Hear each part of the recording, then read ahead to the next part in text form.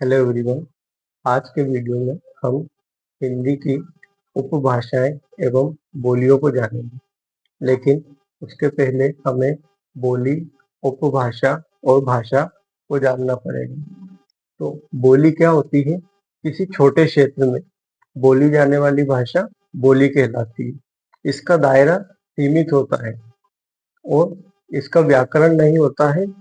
साथ ही इसमें साहित्य की रचना भी नहीं होती है। उपभाषा क्या होती है? जब बोली अपना क्षेत्र बड़ा कर लेती है और इसमें साहित्य रचना होने लग जाती है, तब वे उपभाषा कहलाती है। उपभाषा बोली और भाषा के बीच में एक कड़ी होती है, इन्हें जोड़ने का कार्य करती है। भाषा क्या होती है? तो भाषा शब्द की उत्पत्ति संस्कृत के भाष धातु से हुई है, जिसका अर्थ होता है व्यक्त करना या कहना। भाषा वह माध्यम होता है जिसके द्वारा हम अपने विचार दूसरों को पहुंचाते हैं, साथ ही उनके विचार हम जानते हैं। भाषा की विशेषताएं क्या होती है? भाषा का क्षेत्र व्यापक होता है, साथ ही भाषा में साहित्य रचना होती है। भाषा का स्वयं का व्याकरण होता है, इसका क्षेत्र बहुत ही विस्तृत होता है। हिंदी की 5 उपभाषाएं होती हैं और इन 5 उपभाषाओं के अंतर्गत 18 बोलियां सम्मिलित होती हैं।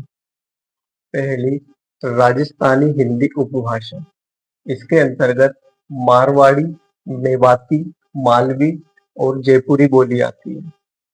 मारवाड़ी, इसका क्षेत्र पश्चिमी राजस्थान है। मेवाती, ये उत्तरी राजस्थान, हरियाणा, दिल्ली के आसपास मेवात क्षेत्र में बोली जाती है।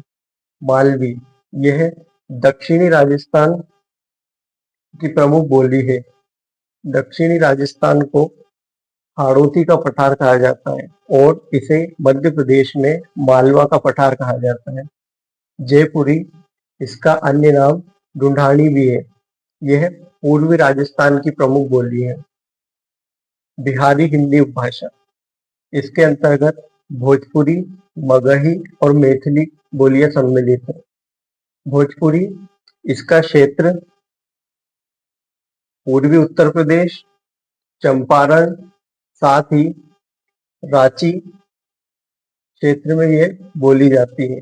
मगही, यह पटना, गया और उसके आसपास के क्षेत्रों में बोली जाती है। मैथिली, इसका क्षेत्र पूर्णिया, दरभंगा, मधुबनी आदि है। पहाड़ी हिंदी, यह उत्तर भारत के पहाड़ी क्षेत्रों में बोली जाती है।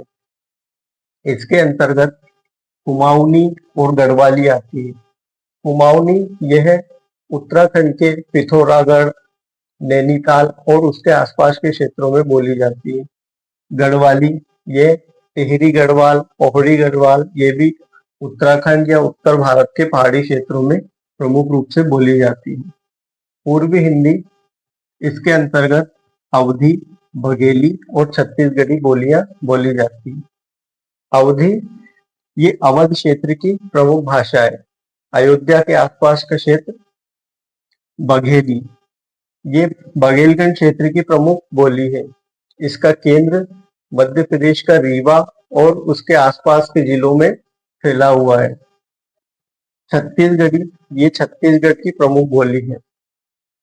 पश्चिमी हिंदी, इसके अंतर्गत हरियाणवी, खड़ी बोली, बुंदेली, ब्रजभाषा, कन्नौजी और दक्खनी बोलियां प्रमुख रूप से सम्मिलित है। हरियाणवी, इसका अन्य नाम बांगरू भी है। ये हरियाणा की प्रमुख बोली है। खड़ी बोली, इसका नाम कोरवी भी है। ये दिल्ली, मेरठ और उसके आसपास के क्षेत्रों में प्रमुख रूप से बोली जाती है। बुंदेली, ये बुंदेलखंड क्षेत्र की प्रमुख बोली है। इसके अंतर्गत मध्य प्रदेश का टीकमगढ़, छतरपुर, पन्ना, साथ ही उत्तर प्रदेश का आगरा, जालौन, ललितपुर आदि क्षेत्र आता है। ब्रज भाषा, यह ब्रज क्षेत्र की प्रमुख भाषा है। इसके अंतर्गत आगरा, मथुरा और उसके आसपास का क्षेत्र आता है। कन्नौजी, ये उत्तर प्रदेश के कन्नौज, फर्रुखाबाद और उसके आसपास के क्षेत्रों में प्रमुख रूप से बोली जाती है। दक्खनी, ये दक्कन क्षेत्र की प्रमुख भाषा है, जो भारत का ये वाला क्षेत्र दक्कन कहलाता है, दक्कन का पठार। दक्कनी, इसका विकास 14वीं और 15वीं शताब्दी में सल्तनत काल के दौरान हुआ। भाषा और बोली में अंतर, जब भी कभी अंतर लिखने का प्रश्न आता है तो हमें अंतर का आधार जरूर लिखना चाहिए, इससे अच्छे अंक आने की संभावना होती है। पहला, परिभाषा। बोली क्या होती है? छोटे क्षेत्र में बोली जाने वाली भाषा बोली कहलाती है, जबकि भाषा क्या होती है? बोली का विकसित रूप भाषा कहलाती है। दूसरा, क्षेत्र। बोली का क्षेत्र सीमित होता है, जो छोटे क्षेत्र में बोली जाती है, जबकि भाषा का क्षेत्र व्यापक होता है। तीसरा, व्याकरण। बोली की निश्चित व्याकरण नहीं होती है, जबकि भाषा की निश्चित व्याकरण होती है। साहित्य रचना।